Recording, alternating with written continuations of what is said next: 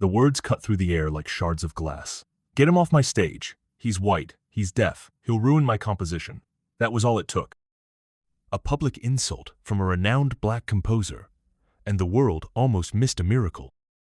Ethan Mercer, the quiet, invisible man standing alone under the spotlight, didn't respond. He simply sat at the conductor's podium. And when his hands rose to command the orchestra, the world held its breath. What followed wasn't just music, it was a revolution. This is the unforgettable story of a man with no sound, no fame, no stage, but who taught humanity how to feel music again with the soul. The amber light fell like molten gold across the magnificent stage of the Resonance Theater in Chicago, where symphonies usually resonated in utter reverence.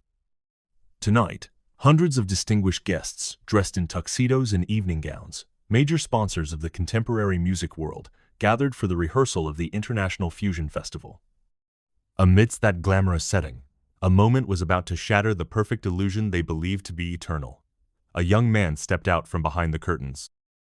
His slender figure, pale skin, stood out in a simple black suit with no embellishments. In his hand was a specialized hearing aid, the symbol of his deafness, but also the scepter of those who've learned to hear with their bodies. This man was Ethan Mercer, 28 years old, white, deaf since childhood. No fame, no agent, no introduction to the audience. Ethan moved deliberately, his steps confident yet measured. As his right hand left the hearing aid in his pocket, it hovered in the air just inches away from the polished mahogany conductor's stand at the center of the stage. Then a voice rang out, tearing through the silence like thunder splitting the sky. "Get him off the stage. He'll ruin my composition." The voice didn't come from a drunken audience member or a stranger. It came from Dr. Marcus Washington, the legendary black composer known as the revolutionary voice of American contemporary music. Dressed in a vibrant blue suit, the silver in his beard reflected the stage lights like a false crown. His eyes never left Ethan, but his gaze was as cold as obsidian, a look that had once crushed hundreds of young artists with just a raised eyebrow. "He's deaf. My God. Who would let a deaf white nobody conduct my $2 million commissioned symphony? This isn't a charity show." A soft chuckle from some backstage, a few quiet coughs from the audience. Some people turned away embarrassed for him. But there were also silent nods, silent approval. No one stood up, no one protested. The entire hall fell silent under the brutality spoken as if it were an undeniable truth. But Ethan didn't step back. He stood tall, lifting his head toward the voice, even though his ears couldn't hear anyone. His hearing aid remained in his pocket, but he didn't use it to retreat. Instead, he took one more step forward, one step into the eye of the storm. He turned his head slightly toward the empty orchestra pit, as if sensing every gaze. Then, without a word, he took his place at the conductor's podium. Dr. Washington almost roared from the wings. "Don't let him conduct. He'll make a fool of himself in front of the whole world." But Ethan didn't listen. He didn't need to. His hands, once practiced in silence, once trembling on old piano keys at the community center, now gently rose into the air.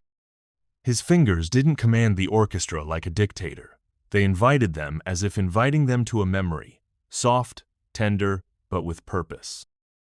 And then the first note rang out. Not loud, not flashy, but it cut through the air full of prejudice like the first light breaking through the darkness. And the world, which had just grimaced, turned away, waiting for failure, suddenly held its breath. Because at that moment, something unnameable began. The first sound that rang out under Ethan's direction was the result of a journey no one in that room had ever witnessed. A journey silent, full of darkness, and heavy with sighs. 3 years ago, on a dreary winter afternoon in Detroit, Michigan, a community outreach van pulled up outside the Lakeside Academy of Music, a place that only accepted the elite talents from prestigious musical families. In the biting cold, Ethan, 25 years old, white, deaf since he was 8, orphaned since he was 12, stepped off the van with a faded backpack, a worn tablet with music composition software, and a specialized hearing aid that had been repaired multiple times. No one was there to greet him. On paper, he wasn't an official student. He was admitted through a diversity initiative program called Silent Observer, a phrase that sounded like charity, but was really a flowery name to legitimize his exclusion from all classes, performances, and access to musical instruments. In an environment where students were the children of Grammy-winning producers, grandchildren of legendary conductors, and heirs of the largest recording companies in Los Angeles, a deaf man from the foster system was nothing more than a bothersome shadow wandering the marble halls. From day one, Ethan learned to make himself small. He didn't speak. He didn't walk fast. He didn't knock on classroom doors.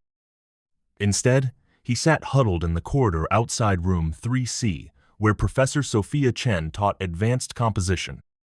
He couldn't hear her, but he memorized every vibration that echoed on the wooden floor, could tell when she tapped the board with her left hand instead of her right, and felt every note of the students' exercises through the slightly open door as they played on the grand piano in the classroom. He drew music by hand on his tablet. He learned rhythm by feeling the vibrations of others as they left the room. And when he returned to his cramped dorm room, provided for the non-official students, he ran his fingers along the walls, recalling the sensations of the day. But what mattered most wasn't Ethan's isolation. It was the silent complicity of those around him. The students never yelled at him, but they never greeted him either. They avoided eye contact, steered clear, and always shut the classroom doors tightly.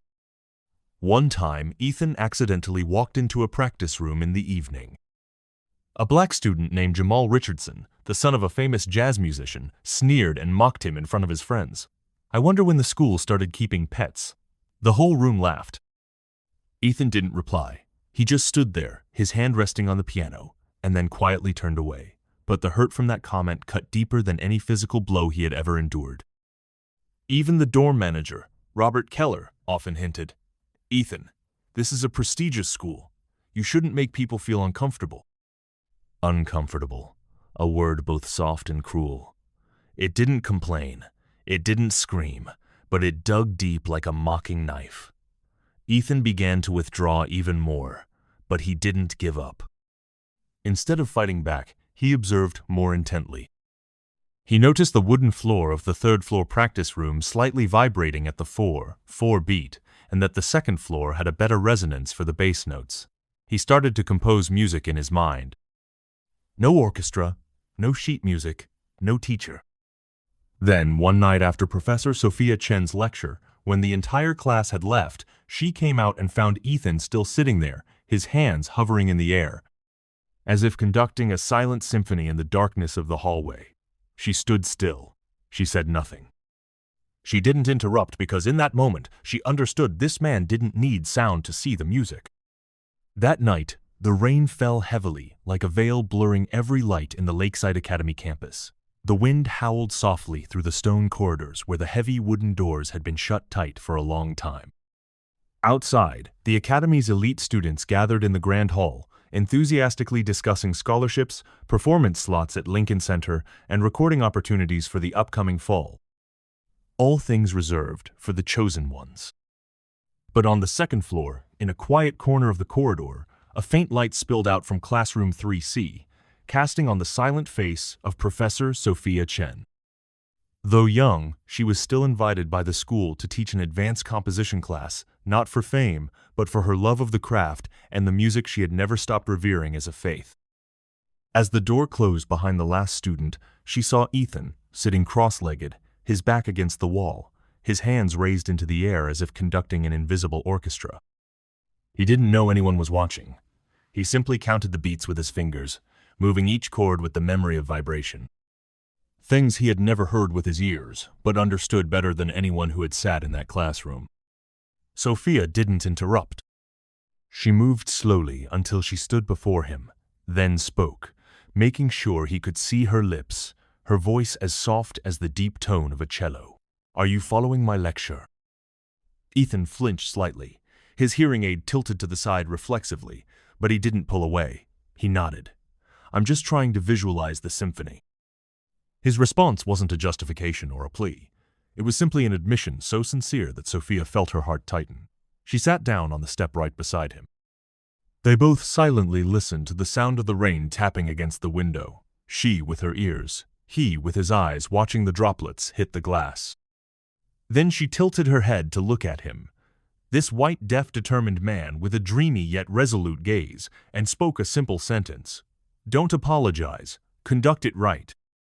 That was the first invitation Ethan had ever received from anyone at the academy. And from that rainy night, an unspoken bond, not announced, but stronger than any artistic contract, began to form. The lessons that followed took place in the dark. No syllabus, no grand orchestra, no accompanying pianist. Just an old upright piano in a basement storage room where the smell of mildew from old sheet music still lingered like a mark of time, and only two people. A man who had never been recognized as a student, and a professor who had once been hailed as a prodigy. Sophia didn't teach with terminology. She told stories, how a symphony was like the journey of a soul, how a major chord could feel as heavy as stone when the context before it was a farewell. She guided Ethan's hands to feel the vibrations of the strings through the wood. She taught him to feel emotions, not just notes. G minor isn't always sad. It's just the shadow that falls when the light fades. And Ethan, he absorbed everything like dry earth soaking up water. No need for repetition, never needing to feel twice. But Sophia didn't just teach, she observed. And what shocked her the most wasn't his extraordinary sensitivity or frighteningly fast learning speed. It was something rare, even among professionals. Ethan didn't conduct to impress. He conducted to survive. Music for him wasn't a goal.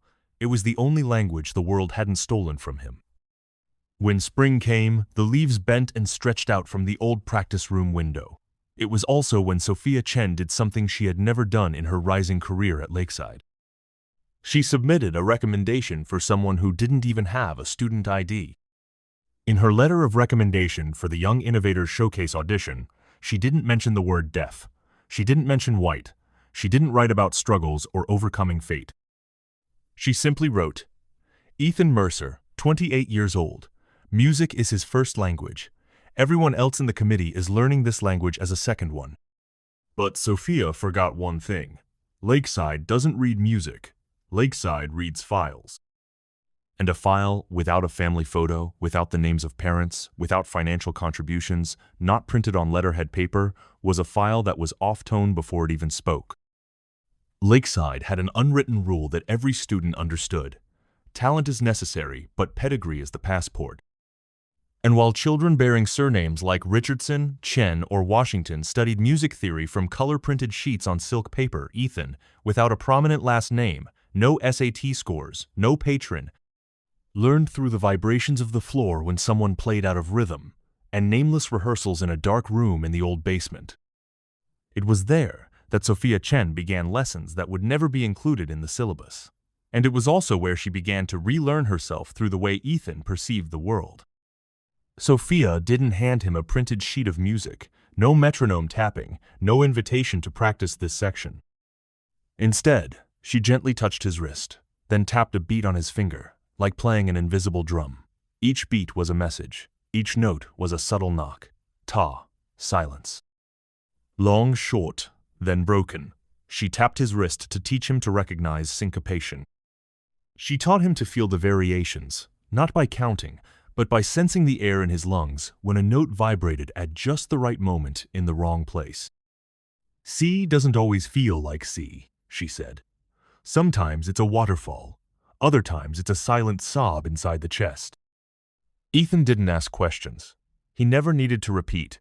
He absorbed everything through his skin, through his muscles, through the rhythm of his pulse. And what made Sophia shiver wasn't that he conducted correctly, but that he conducted truthfully. One evening, Sophia described a Mahler symphony as a man chasing his own shadow through the labyrinth of time. Ethan listened with his eyes, then suddenly conducted it back. Not the right tempo, not the right dynamics, but she realized he wasn't conducting from the sheet music. He was conducting from the story. She stood still, and for the first time in many years, Sophia felt embarrassed for having once taught that music could be taught through formulas. However, as Ethan progressed day by day, the quiet resistance around him began to grow. In the teacher's lounge, a few started whispering, "I heard Chen is teaching that man privately. That's irresponsible. He's not an official student. It'll hurt the department's reputation if he shows up too soon." And then, Dr. Marcus Washington, the head of the composition department, who had once been called the voice of a generation, invited Sophia into his office and made it clear, "I know you value your project, but if it steps outside the boundaries, there will be consequences. Lakeside is not a place for pity experiments." Pity, a word heavy as a slap, but Sophia said nothing. She simply smiled faintly and left. Ethan, however, knew nothing about those meetings. He just continued to observe. By that time, Ethan no longer conducted according to what Sophia told him. He began conducting according to what Sophia hadn't dared to admit. The regret, the loneliness of someone who had touched the peak of glory, only to realize that everything she had taught in her lifetime had never truly been felt. In one lesson, Ethan conducted a short improvisation. No one told him to do it. He just felt he needed to. He started with a suspended chord, then shattered it with a low, cracked note like footsteps on thin ice. Sophia stood still, tears falling without her realizing, because she understood he wasn't just learning from her, he was healing her. And that's why, despite being obstructed, threatened, and isolated, Sophia quietly sent Ethan's application to the most prestigious conducting competition of the year. A file without a parent's name, without a patron, without a picture, only a video file attached, a short improvisation Ethan had conducted with emotion. She didn't know that this would bring Ethan closer to the light, but it would also place him in the eye of the storm of discrimination. When Sophia Chen submitted Ethan's audition file, she did not do what everyone else at Lakeside would have. She didn't attach letters of recommendation from famous conductors. She didn't send a picture of Ethan in a tailored suit standing beside a gleaming orchestra. There were no pleas, no inspiring stories. She simply wrote briefly in the description, "Ethan Mercer, 28 years old. He doesn't hear music because he feels it before anyone writes it down." The video file attached was a recording of an improvisation Ethan had conducted in the basement one rainy afternoon. A piece of music with no name, no tempo measurements, no standard harmonies. But Sophia was certain of one thing: it was real, and that realness in this polished world of music was something that was slowly being forgotten. A few weeks later, the school announced Ethan was allowed to audition. Not in the main hall, not with a full panel of judges, not at a prime time with cameras rolling, but at 7:45 in the morning in a small practice room on the lower floor, with a student quartet and only one unnamed judge present. An approval disguised under the guise of permission, but was in fact a subtle rejection. That morning, Ethan woke up at 5 a.m. He didn't eat breakfast. He didn't speak. He just sat silently in his room, his hand trailing over the edges of his old backpack, as if retracing his past. Sophia walked beside him quietly. When they reached the door, she took his cold hand and whispered, making sure he could read her lips, "This isn't for them to choose you. This is for you to decide if you need them." The door opened. The room was empty except for 4 student musicians looking bored. Fluorescent lights flickered overhead. The judge, a middle-aged woman wearing a gray blouse and thin glasses, nodded as if she just wanted to get it over with. There was no name tag, no introduction, only the scratched music stands with a soft cracked sound when adjusted. Ethan didn't ask. He didn't complain. He stepped forward, placed his hearing aid on the stand, and took his position. His hands rested in the air as if touching an old scar. He took a deep breath and began to conduct Tchaikovsky's Symphony, No. 6, Pathétique, a piece that required both technical skill and emotional depth. For others, it was an exam. For Ethan, it was a living memory. The nights he sat alone, feeling the vibrations from an old speaker, then recreating each movement in his memory. His right hand was painted, his left hand told a story, his blue eyes closed, not because he was deaf, but as if he were listening to the inner voice of the music instead of the audience. The student musicians, initially skeptical, found themselves following his lead with increasing conviction, their playing transforming under his guidance. When the last note faded, the room became as silent as a tomb. There was no applause, no thank you. The judge simply nodded slightly, scribbled a few notes on her paper, and then stood up to leave. The door closed cold with a sharp click. Ethan sat there for a few more seconds, not waiting for anyone, but because he needed to feel himself one last time. Did I speak? He didn't know that at the end of the hallway in the dark corner next to the tech booth, Ms. Rivera, the custodian of the academy, had accidentally witnessed the entire audition. She didn't know much about classical music, but she had cleaned the floors where Bernstein had once performed, changed the lights when Yo-Yo Ma visited, and she knew this young man just conducted in a way no one else who'd walked through here had. Without thinking, she pulled an old phone from her jacket pocket, opened the camera, and quietly recorded the last 3 minutes of his performance. No edits, no filters, no commentary. Just a simple title: The Deaf White Man Conducts in the Side Room, but Makes Tchaikovsky Come Alive. And then she uploaded it to a classical music forum she joined back in the 2000s just so no one would forget this moment. The next day, Ethan received a notification from the selection committee. "We appreciate your effort. Unfortunately, you are not on the official performance list this year. No explanation, no comments, no second chances." But they didn't know that by silencing Ethan, they had just opened the speakers for the whole world to hear. The rejection notice from Lakeside Academy arrived in Sophia Chen's inbox as a 2-sentence email. No thank you, no explanation, no mention of how Ethan had conducted. Sophia printed the letter, folded it twice, and tucked it into a drawer. She didn't tell Ethan, he didn't ask. They both understood.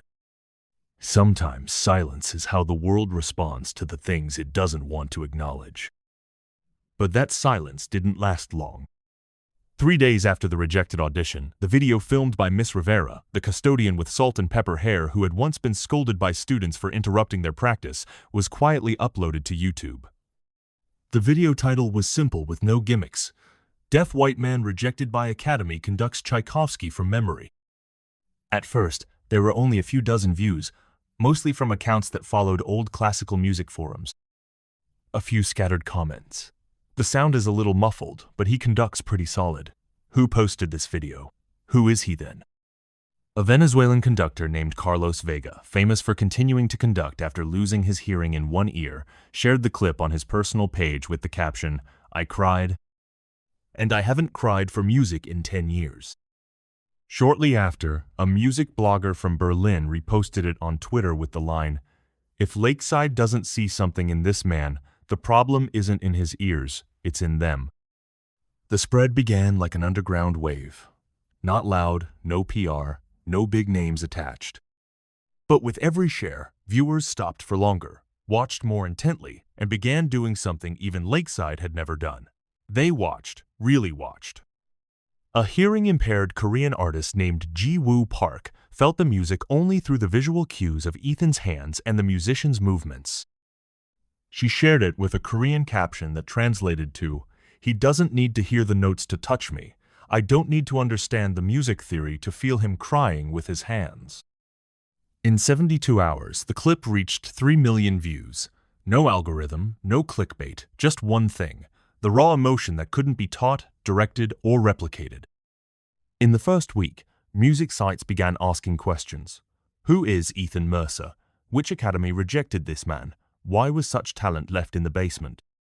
Lakeside, once a school that was only mentioned in artist honors columns, now appeared in headlines with keywords like discrimination, denial of talent, privileged structures.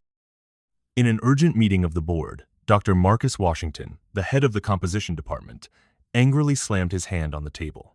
"This is just an online phenomenon. A white kid conducting instinctively, no technique, no proper understanding. The media is blowing this out of proportion." But the school's communications director, James Torres, pale-faced, simply displayed a tweet from the International Music Institute on the screen.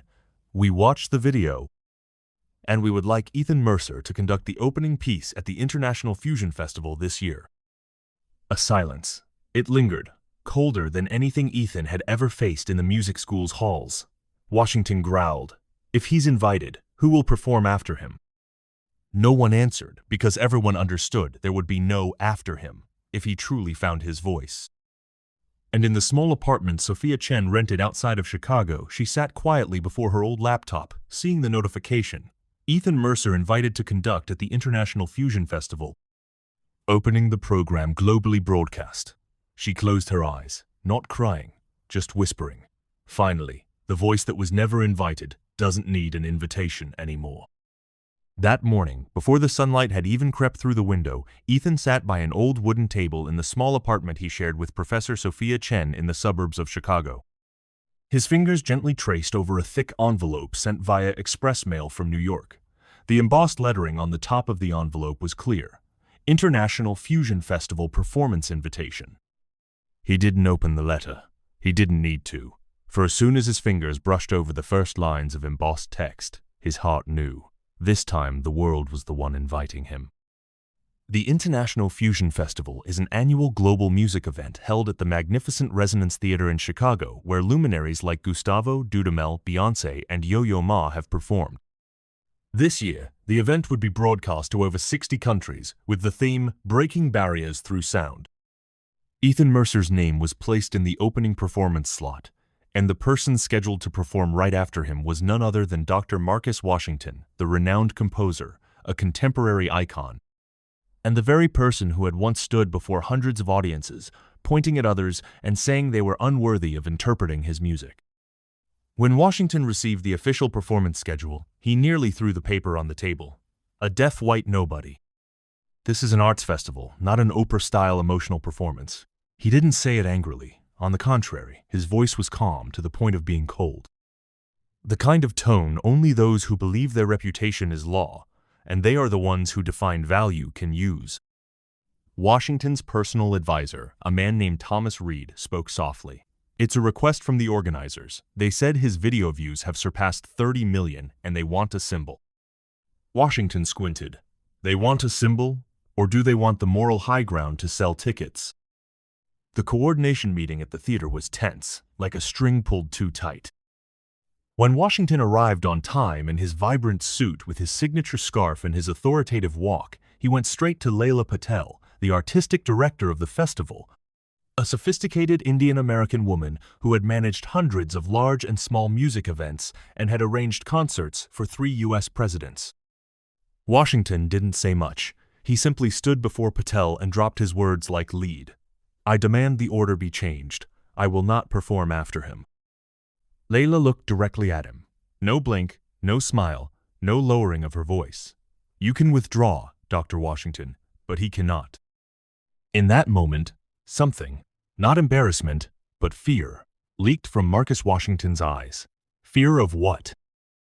Fear that everything he had once possessed, fame, power, monopoly, was slipping through his fingers, not because of a rival, but because of a truth. Elsewhere in the hotel near the theater, Ethan stood alone by the window of his simple suite. No assistant, no stylist, no crew.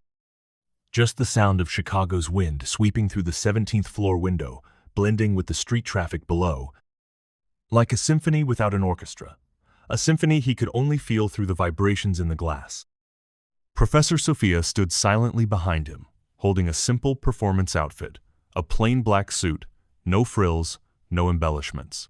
He touched the fabric, then smiled. It doesn't need to sparkle, it just needs the right movement. She looked at him, then nodded. But tonight, the world will watch you in a different way. He tilted his head, not through the ears, not through prejudice, but through what they've forgotten, with the heart. And that night, when the spotlight swept across the stage floor of Resonance Theater, as the red velvet curtains parted and the giant screen flashed the words, Opening Performance, Ethan Mercer, USA, the man who had once been kicked off the stage for being deaf, the man who had once been rejected for being white and unknown, the man who had once practiced in the old rehearsal room before dawn walked out into the light, not to retaliate, but to sing the thing the world had once tried to bury. The dull white lights of the rehearsal swept across the grand stage, not yet as dazzling as the night of the performance, but enough to reveal the scratches on the wooden floor, the patches of dust still clinging to the conductor's podium. Ethan stepped out unhurried, unshaken. He didn't need anyone to guide him. All he needed was the hollow echo of his shoes on the floor, the movements of the technicians, and the stale smell of sweat from the orchestra's chairs, silent cues that ears could never hear. He found his place at the conductor's podium, facing the Chicago Symphony Orchestra, one of the most prestigious ensembles in the world, reserved only for the top conductors to lead. The polished instruments reflected the lights and the world that had once rejected him. Ethan took his position, He placed his hearing aid to the side. Then, silently, he raised his hands. No sheet music, no click track, no assistant, no one saying start. Washington stood in the wings, arms crossed, his gaze cold, as though waiting for him to miss a cue so he could step out and dim the lights. But he wasn't prepared for what happened next.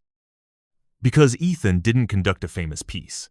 He didn't try to impress with the names of Mahler or Tchaikovsky. He conducted his own composition right there on the spot. A raw melody never written down before, not measured by staves, but by the elastic beats of a heart that had once been thrown into a dark corner. The first note, a long D, ringing like a distant call, soft and fragile, like the breath of a child searching for their father in a crowded marketplace. Then a series of broken chords, like tattered memories, mended with tears. His left hand guided the low strings, not just sorrow, but suppressed defiance. His right hand moved quickly, not perfect, but painfully real, as if those hands were trying to reach out to a lost loved one. In the first 3 minutes, no one in the technical crew dared to move. The sound engineer stopped adjusting the levels. The light technicians didn't dare pan the light slowly. The director stood frozen behind the podium. Even Washington, who had stood in the oldest concert halls of Europe, who had heard solo performances that obliterated even the most critical rows of critics, stopped breathing because he understood. And he was afraid. Ethan wasn't conducting to persuade. He was indicted. The melody Ethan conducted didn't condemn with words, but each note that rang out was like the voice of everyone who had ever been rejected. Not because they weren't good enough, but because they didn't belong to the world of the suitable. The low notes were like the scornful glances cast upon him at Lakeside. The high notes were like the lullabies his mother used to sing, now only echoing in memory. In the middle section, he allowed both hands to rest for exactly 3 beats. The silence made the audience hear their own swallowing. Then came the climax, a section that completely shattered the structure of classical harmony. His left hand guided a minor 7th chord, while his right hand introduced an off-key note, not theoretically correct, but like a punch to those who had laughed when they saw him sit in the wrong classical posture. It was no longer music, it was an accusation. And then he finished, not with a piercing note, not with a complete chord, but with silence. No one spoke, no one clapped, no director's cue. Washington remained standing, his eyes narrowed, but this time he no longer saw a deaf white man. He saw a mirror reflecting everything he had lost long ago. True emotion, real pain, authentic music. He doesn't hear music, he muttered under his breath. No full score, no muscle memory. This is the original, pure. This is what I used to compose, what I used to live before I began to deceive myself. When the rehearsal director stepped forward, his voice trembling, "Ethan, was that your performance for the festival night?" Ethan tilted his head, smiling faintly. "No, that was just the warm-up." And Washington, who had once considered every stage his own, no longer dared to demand a change in the performance order, because he knew this time the one going first would be the one who would remain the longest. The light of Resonance Theater that night was not blinding. It was soft, like a breath, as if the entire stage knew what was about to happen, didn't need to be illuminated brilliantly, but needed to be felt in the stillness. When the voice called out, "Ladies and gentlemen, opening tonight's International Fusion Festival from the United States, Ethan Mercer." No introductory music, no drums to announce, no band frantically adjusting the tempo, only the sound of dress shoes tapping lightly on the stage's wooden floor, each step steady, resonating like time slowing down. Ethan appeared as simple as a whisper between the passing night and dawn. A black suit, no embellishments, no accessories, barefoot to feel the stage as if touching the cold memories of his childhood in the foster home. His left hand held his hearing aid. His right hand clutched an old wooden baton, the only thing his father had left him, not because it was valuable, but because it was what he used to conduct imaginary orchestras every night when the sound had permanently left Ethan's ears. He didn't bow. He didn't wave. He took his position as if every podium should always be reserved for the forgotten. No microphone, no assistant conductor, no stage light sweeping in a circle. He placed the hearing aid to the side and raised his hands to the orchestra, not to conduct music, but to open the door to the past.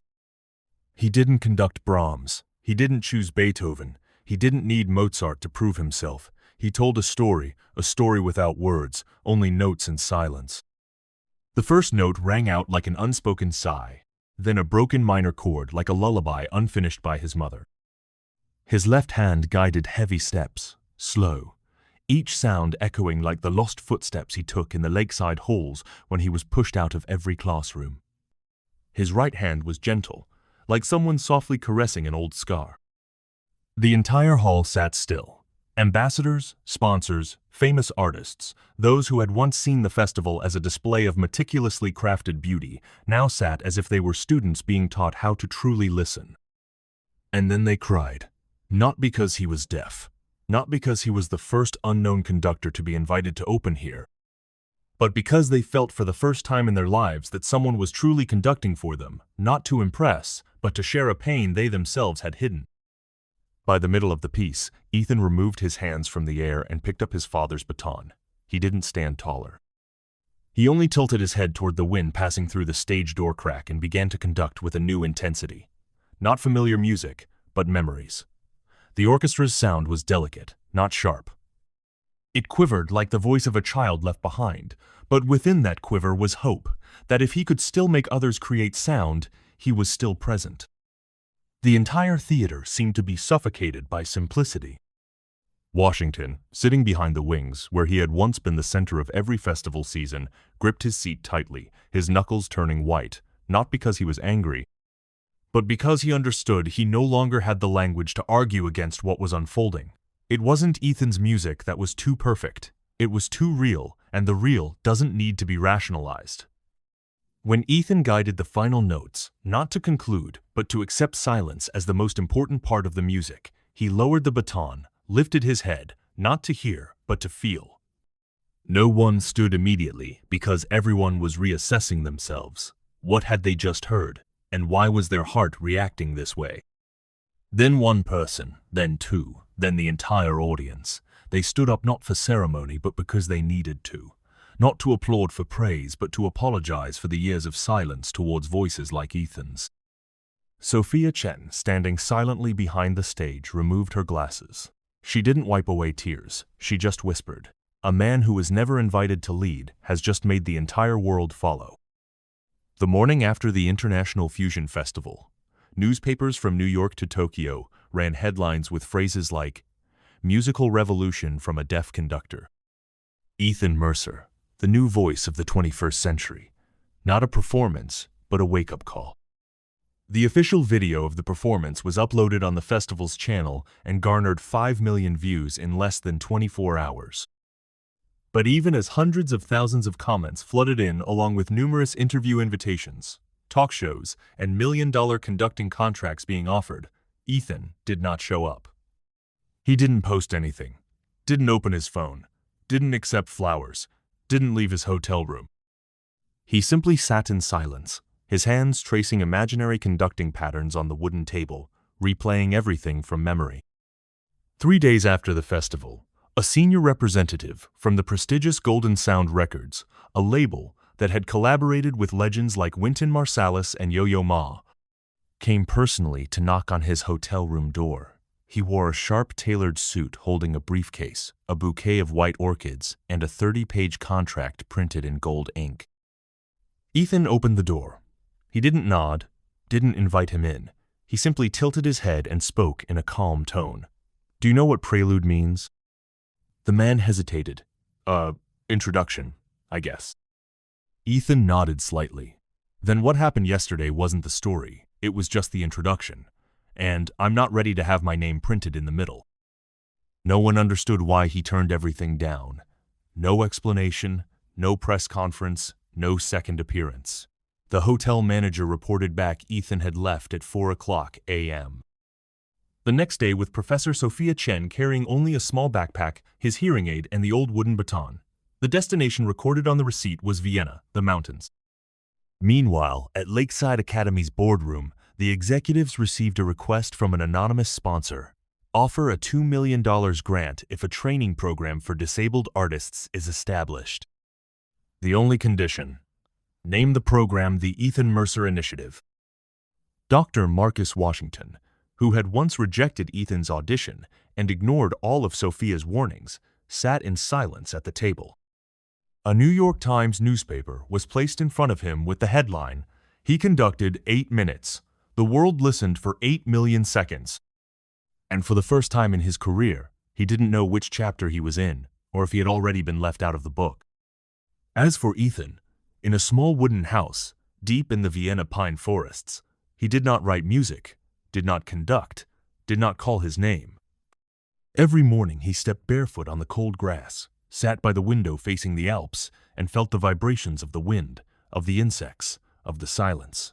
"I'm not retreating," he had told Sophia. "I'm just waiting for the right moment to begin chapter 1. Somewhere under the western sun, Washington is still performing, still standing in front of packed audiences. But inside, the music he composed had become meaningless to him. Because after that festival night, he couldn't help but remember one thing: I composed to conquer the audience. He conducted to save people, and he saved me, even though he had never heard my voice. In the misty pine forests of Vienna, while the world was still trying to track down the deaf man who had made an entire international theater audience cry, Ethan Mercer quietly chose a different way to be present. Not on the stage, but in the letters written from places where stage lights would never shine.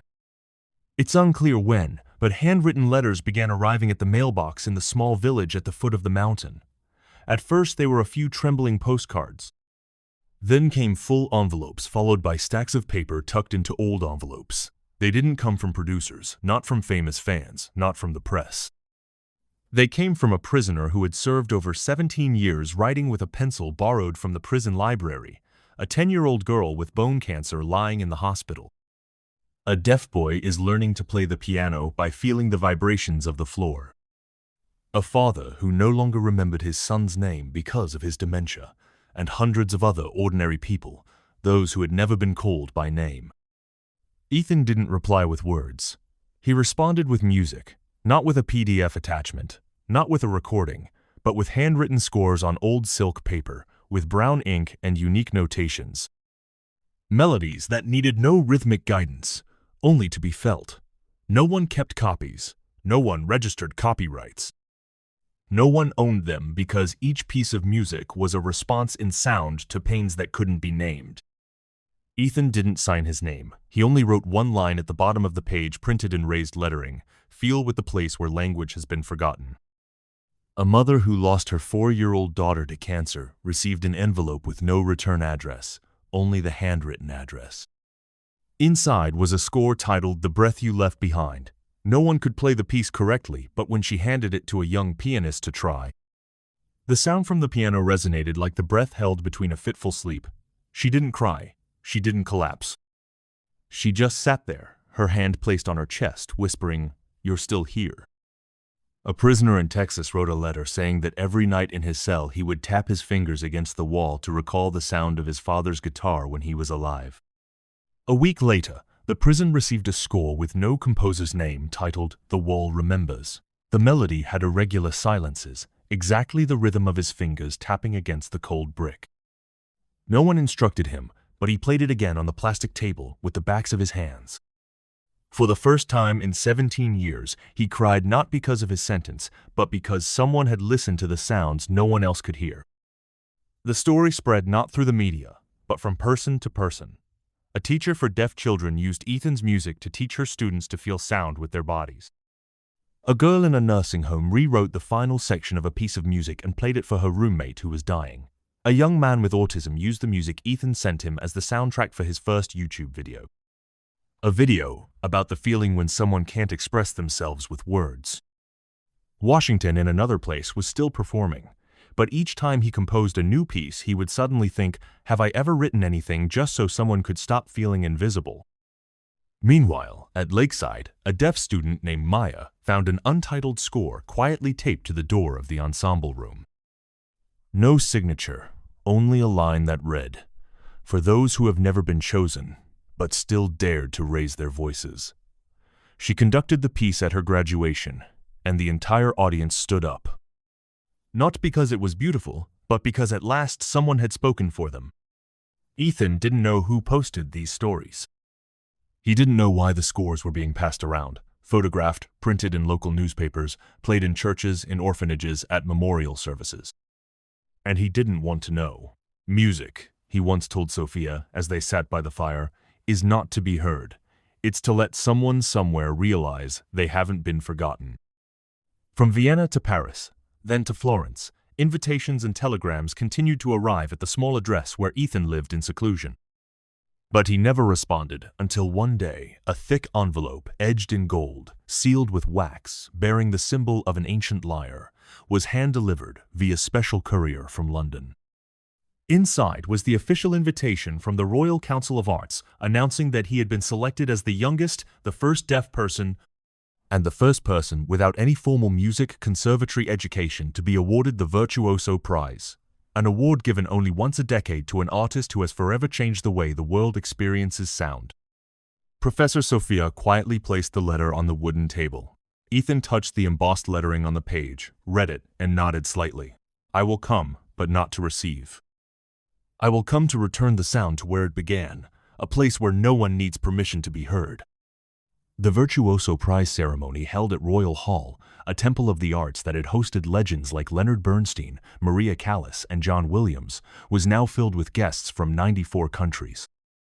The entire hall felt like a silent choir, waiting for the moment that would redefine the entire concept of glory.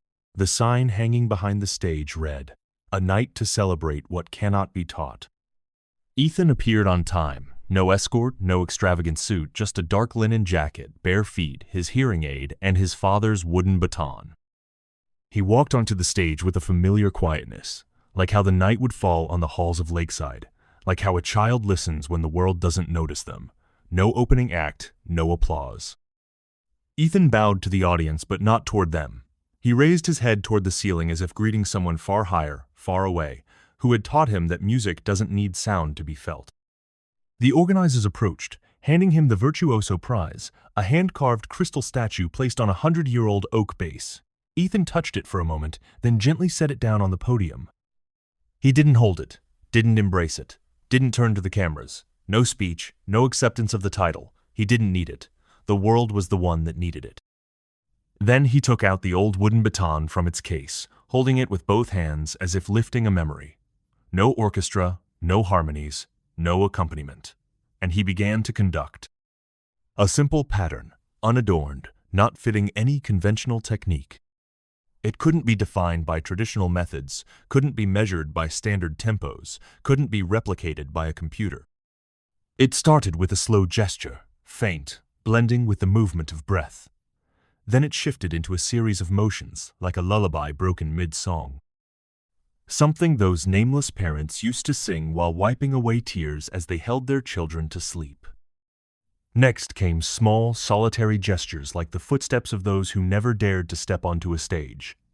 The entire hall sat still, not the silence of formality, but the silence of a soul being touched. No one moved. No one blinked. No one dared to breathe loudly because every movement seemed like it might break something alive in the air. An elder composer on the judging panel, eyes red, whispered, "He's not conducting music, he's restoring it." And when Ethan finished, not with a climactic flourish, not with a grand gesture, but with a silence stretching like an unspoken farewell, he bowed his head, placed the baton back in its case, and walked off the podium as if he had never stepped on it. No one clapped, no one stood up.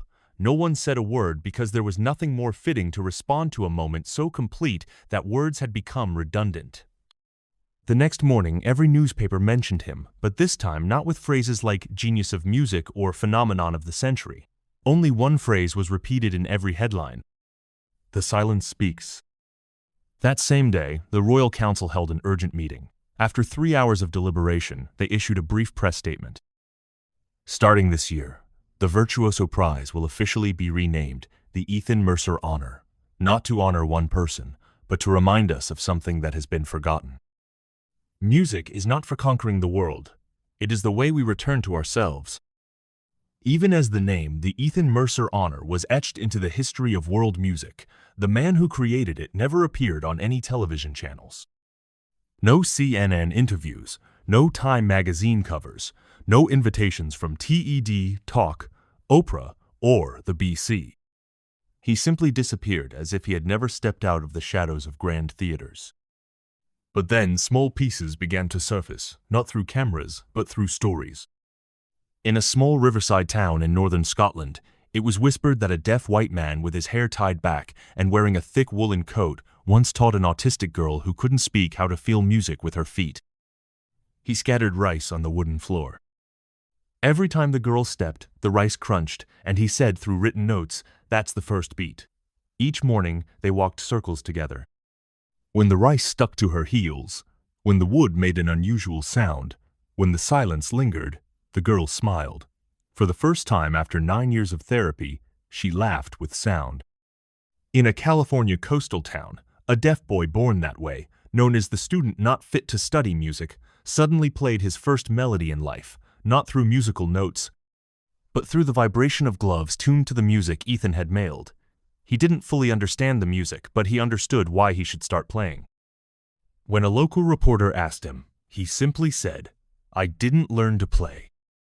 I play to remember the feeling of someone watching me, even though I don't make a sound. No video, no live stream, no confirmation. But the story spread. No need for proof, just belief." Professor Sophia Chen, when asked whether it was true, merely smiled. Do you need evidence if the feeling is still echoing in your heart? Wherever Ethan appeared, there were never VIP seats, security barriers, or flashbulbs. Instead, there was a volunteer class in a small church in Lagos, where he and the orphans wrote melodies from their names. Each child strikes a note for every letter. A nursing home in Seoul where he sat for hours watching elderly people recount the most beautiful sound of their lives, then turned those sounds into a symphony to send back. A bus station in Lisbon, where he left a handwritten score hidden under a bench for those who don't know what they are waiting for. Meanwhile, at Lakeside Academy, where Ethan had been previously rejected without explanation, the winds had changed. His existence, though never formally acknowledged by the former council, had forced every door there to open. The walls that once displayed portraits of musical geniuses now had an empty frame, just a sign that read, "He didn't study here, but he taught us." The new curriculum called sensory literacy, required for all first-year students, began with an hour of silence, no instruments, just the sensations of the space, of the person across from you, and of yourself. One student asked the academy's new director, "Will Ethan ever come back here to receive an honorary degree?" The professor paused. Then he pointed to the conductor's podium in the music room where a handwritten sheet Ethan had once sent to a first-year student was still stuck. "You don't need a degree to be called a musician. You just need the courage to raise your hands when everyone is waiting for you to fail." And even though no one could see Ethan, they could feel him everywhere. In a special class in Rio de Janeiro, where deaf children painted rhythms with watercolors. On the train platforms in Berlin, where street artists began each performance with a simple gesture, like a silent greeting in the hearts of those who once thought music was only for the few. Ethan never sought the stage. He sought the quiet places where music didn't need to be proven, only born. And there, no cameras, no accolades, just one person willing to begin with the rhythm of their breath. The story begins at the place that once rejected him, Lakeside Academy, the place where Ethan Mercer was once kept outside the classrooms as a silent observer. The halls that once echoed with the footsteps of a deaf white man walking past closed doors, no one opening them. Now that place has a new door. After years of public questioning, funders pulling out, and former students speaking out, the leadership of the academy was forced to face the truth. It wasn't that Ethan Mercer wasn't talented enough to be accepted. It was that they hadn't had the courage to recognize talent in a place they didn't understand. Under pressure from a petition with over 30,000 signatures from scholars, artists, and educators around the world, the Lakeside Board agreed to create an entirely new teaching wing, not as a form of atonement, but as an acknowledgement that music had truly been closed off from them. This project was named Mercer Wing, the Inclusive Music Theory Wing. Mercer Wing was unlike any building Lakeside had ever had. It had no grand gates, no red carpet, no portraits of famous figures, no special classrooms. Instead, it had studios with vibration floors allowing the hearing impaired to feel with their bodies. Wide hallways with no steps, equipped with visual cues for the hearing impaired. A special music room where students play music with objects, not instruments, cups, pebbles, ropes, breath sounds. At the center of the building was an open courtyard, unroofed with only a smooth white stone wall and a raised letter inscription. Silence is not the absence of sound. It is where everything waits to be felt. There was no statue of Ethan Mercer, no portrait, no plaque, not because he was forgotten, but because his absence had become the loudest voice. He once said, "I don't need to stand in the middle. I just need someone to dare to begin the melody from where I have remained silent." And that in turn made him present in every first note of each lesson. At the inauguration of Mercer Wing, Professor Sophia Chen, now with streaks of silver in her hair holding a portfolio of scores, was invited to speak. She didn't speak for long. She only recalled a long time ago how she had seen a deaf white man standing outside the classroom door, feeling with his fingertips placed on the wooden floor. Then she pointed toward the new building and said, "This is where the children who were once told music isn't for you belong, because they don't need permission to feel sound. They are the place where sound is born."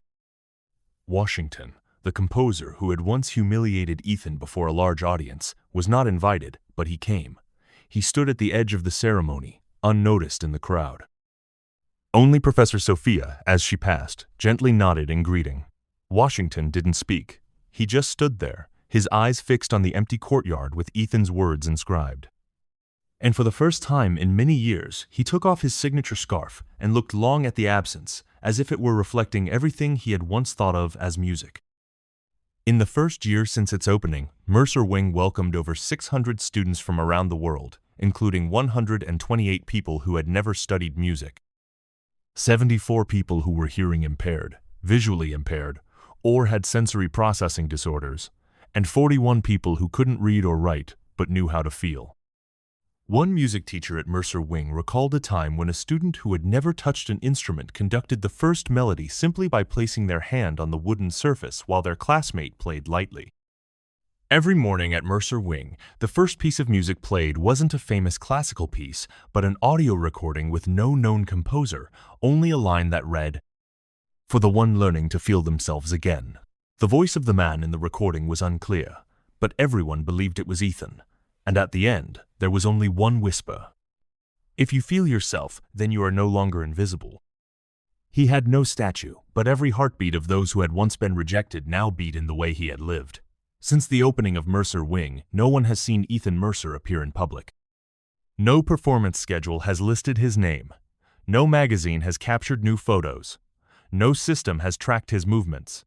But the world continues to tell stories about him.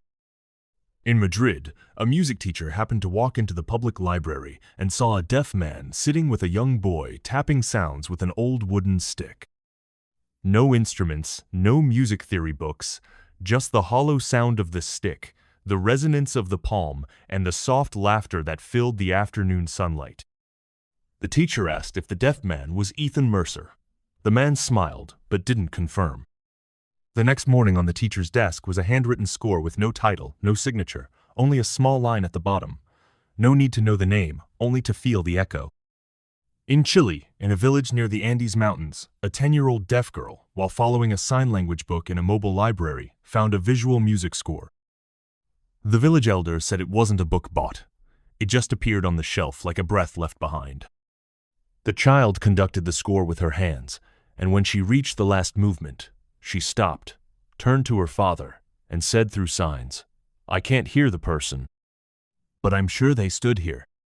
In Kenya, in a small village near the Nairobi outskirts, the native drummers developed a new rhythm called Mercer Pulse. No one taught them. They simply said, "One night before the moon rose, we felt a man who didn't speak, but his hands in the air had a rhythm. We just followed." Today, children in the village still learn the rhythm by watching the pauses between two beats. Nowhere is there confirmation that Ethan ever appeared. No one posted statuses. No one took selfies with him. But his presence, like the heartbeat, doesn't need to be heard to know it exists. At a refugee camp in Lebanon, someone said they saw the silhouette of a conductor at 3 a.m. as people were finishing an evacuation. The conducting wasn't clear, but each gesture seemed to soothe the cracks in people's hearts. At a nursing home in Norway, a housekeeping worker discovered a handwritten music score under the pillow of an elderly man who had just passed away. No one knew who had left it. The score only read, "For those who once conducted, but no one followed." At Lakeside Academy, a first-year student asked a professor, "Suppose I can never hear perfectly. Does that mean I'm not a musician?" The professor looked up from the music desk, pointed to the space between two notes in the score. "Can you feel the sound in this silence?" "No." "Then you're ready to be a musician." "Why?" "Because the only person who truly understood that once sat outside this classroom." In New Delhi, Buenos Aires, Johannesburg, Oslo, New Orleans, Hanoi, people started having classes called silent music labs, where students didn't learn to play music but learned to feel first. Each class started with an agreement. Sit still for 5 minutes. Close your eyes. Don't play anything. Then the teacher asks, "What do you feel?" And each answer is a new piece of music that begins from there. Washington, now aged and no longer performing. He lives alone in a small riverside apartment in Chicago with only one piano, no longer polished, and a music score placed on the stand written in raised notation that he can't read. But he plays it every morning from memory and with regret. He once asked Sophia Chen in a seminar, "If I rewrite all the music in my life just to make one man whom I once pushed away feel accepted, is it too late?" Sophia simply replied, "It's not too late if you write with what you've lost." Ethan Mercer did not disappear. He blended into the rhythm of the world. In the sounds of poor children playing music with tin cans, the sighs turned into melodies. In the first note of those who never believed they deserved to hold an instrument. One winter day, in a remote mountain village in Nepal, a wordless music score was found hanging on the door of a small temple. No composer's name. Only one simple line. "If you feel something within the silence, then I was once here." And so the man who was once humiliated for daring to conduct a symphony not only made the whole world listen, he taught the world how to feel itself. Ethan Mercer never wanted to be a legend. He only wanted one person, just one person, to feel that they were no longer invisible. And then from a public humiliation on stage, from a nameless piece of music, from an old wooden baton, he changed the way the world listens. What about you? Have you ever felt a melody that didn't come from sound, but from the deepest silence in your heart? Share with us in the comments below, because maybe your story will reach someone who needs it. If you felt something through this story, please like, share it with friends you believe need to hear it, and subscribe to our channel so you don't miss journeys that reach the depths of music and humanity. Because there are some pieces of music that don't need to be heard, just felt deep enough to stay forever.